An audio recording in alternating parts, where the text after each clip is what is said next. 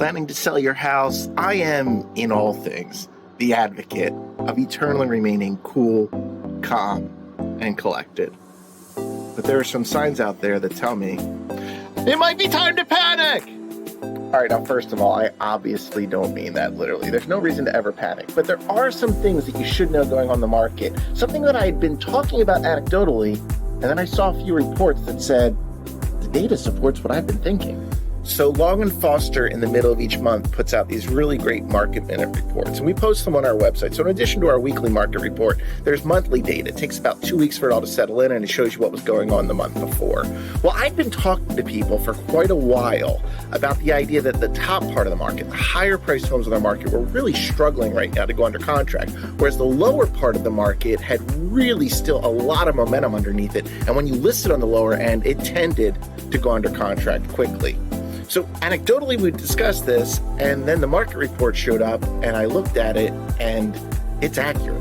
Okay, first I need to remind you what a median average is. So a lot of times we think about an average, we think about adding them all up, getting the sum of the prices and then dividing by the number of units sold and you get the average price. That's one type of average. It's a mean average. But if you remember from your arithmetic lessons in school, there's something called the median average. And the median average just means the number at which over half of our data set is higher and the other half is lower. So if half the homes sold over X and half the homes sold under X, X is our median price. And that's what we're going to talk about today. Take two communities that we serve, Upper Township, an offshore community where I live, although it does include Strathmere, and the Wildwoods. Now, Wildwood is, in Cape May County, the lowest priced point of all the shore towns. Well, you'll find that their median home price right now, $600,000, which is up ever so slightly from last year. And in Upper Township, it's at $660 right now, which is up from $610 last year. So in those lower end markets, the median home price has moved up year over year.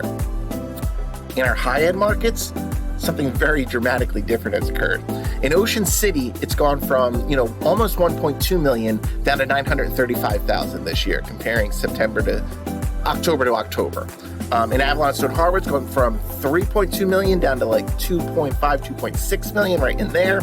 Seattle City, it's gone from 1.8 million down to just under 1.3 million. So we're seeing big drops. That's 29% in Seattle City, 20% in Avalon Stone Harbor, and 21% in Ocean City. And if we look on a month-to-month basis, so going from September to October, in all three of those communities, the median price has also ticked down.